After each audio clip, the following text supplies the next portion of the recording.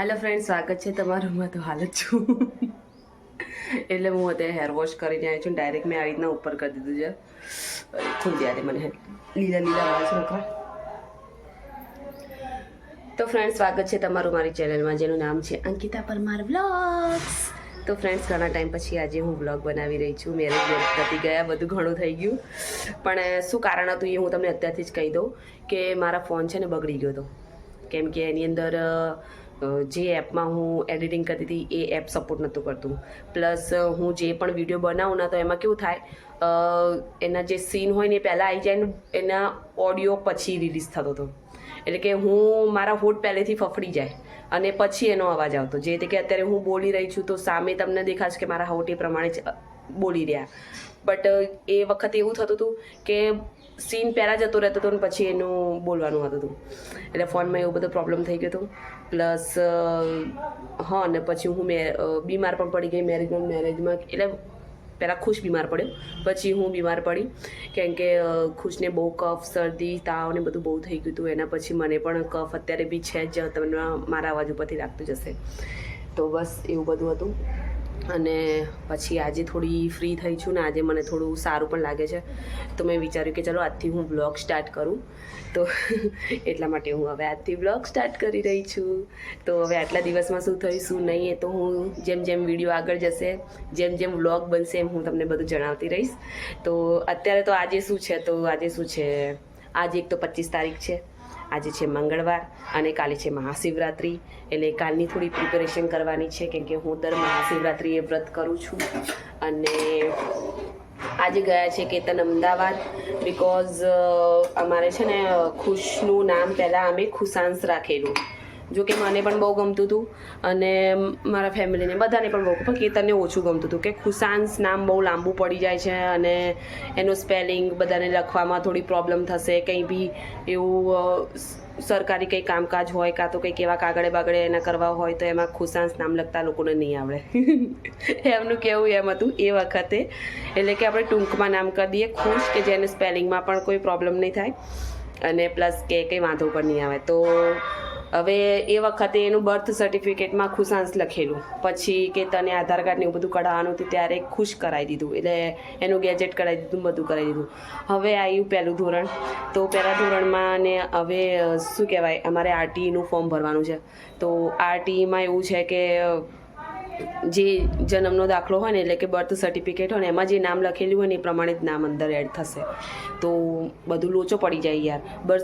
Birth સર્ટિફિકેટમાં ખુશાંશ નામ છે ને આધાર કાર્ડમાં ખુશ નામ છે, તો પછી મેળ ના પડે ને. એટલે પછી અમે એટલે કેતન અત્યારે ગયા છે અમદાવાદ, કેમ કે એનો જન્મ જ અમદાવાદનો હતો એટલે અમદાવાદ જ જવું પડે. તો અમદાવાદથી એને બર્થ સર્ટિફિકેટ એમાં શું કહેવાય સુધારો કરવા ગયા છે અત્યારે. તો સવારના એ ગયા છે, હવે આવશે લગભગ બપોરે આવી જશે. એ તો ફટાફટ પહોંચી પણ ગયા હશે. અત્યારે તો મેં હમણાં ફોન કર્યો ત્યારે અમદાવાદની અંદર તો પહોંચી ગયા હતા. એટલે હવે એમને આવતા એટલો બધો ટાઈમ નહીં લાગે. તો અત્યારે હું શું કરી રહી છું, તો ભાઈ મને પહેલાં ઢાંકણું શોધવા દો. મને ઢાંકણું નહીં મળે. આ રહ્યું ઢાંકણું એનું.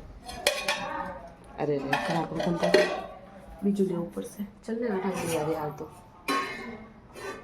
તો ફ્રેન્ડ્સ, અત્યારે તો જો મારે મમ્મીને જ ખાવાનું છે, બીજા કોઈને ખાવાનું નથી. અને ખુશ તો ખાય ના ખાય એનું કંઈ ઠેકાણું નહીં.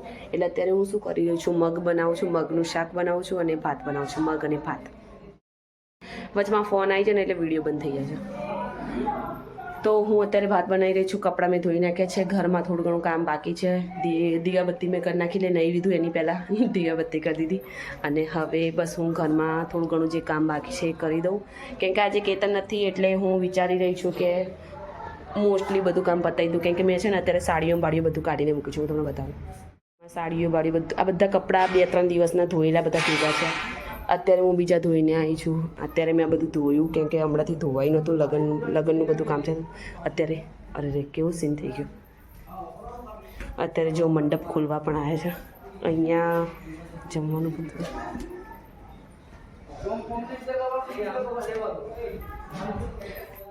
મંડપ ખોલવા આવ્યા છે મંડપવાળા. તો હવે મંડપ ખુલી જશે. લગ્ન બગન પતી ગયા. હજી એક ચોથા મહિનામાં એક મેરેજ આવશે. અમારા સોસાયટીમાં છે છોકરીના, એ તો જાન આવવાની છે એટલે એ વખતે વધુ મજા આવશે. આ તો છોકરાના મેરેજ હતા એટલે જાન જવાની હતી એટલે એ રીતે તો બી મજા જ આવી ગઈ હતી. અમને બહુ જ મજા આવી હતી. અમે બહુ નાચ્યા હતા. 3 વાગ્યા સુધી અમે નાચ્યા હતા. તો હવે હાય ઘડીમાં વાગી ગયા છે 10, 10:15 જેવું થયું હશે. હા જો 10:15 થઈ ગયા છે. દેખાય છે નાની ઘડિયાળ બબુની ઘડિયાળ. તો 10:15 થઈ ગયા છે. હવે હું બસ કામ બામ કરું.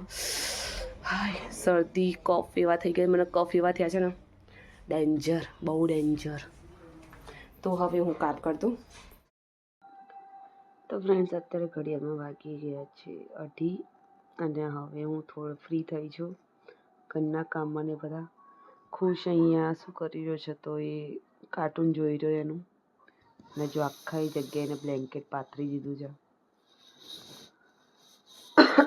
મારી તબિયત બહુ થોડી બગડી ગઈ.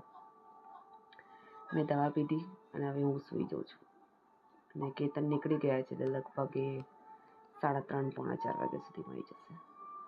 તો જોઈએ હવે.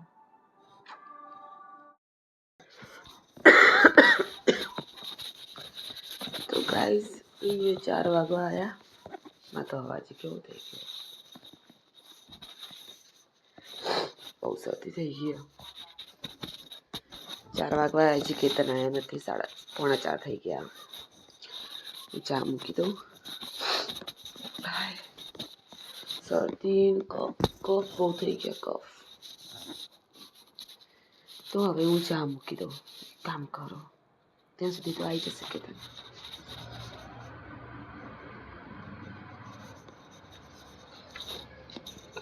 થયું કેવું જકડી ચાલી રહી ગઈ હતી તો ઉપરનો ટાંકો જેટલો ભરાયો ને એટલો ખાલી થઈ ગયો. એના ભાઈ તો હજી એમાં કાર્ટૂન જોવા.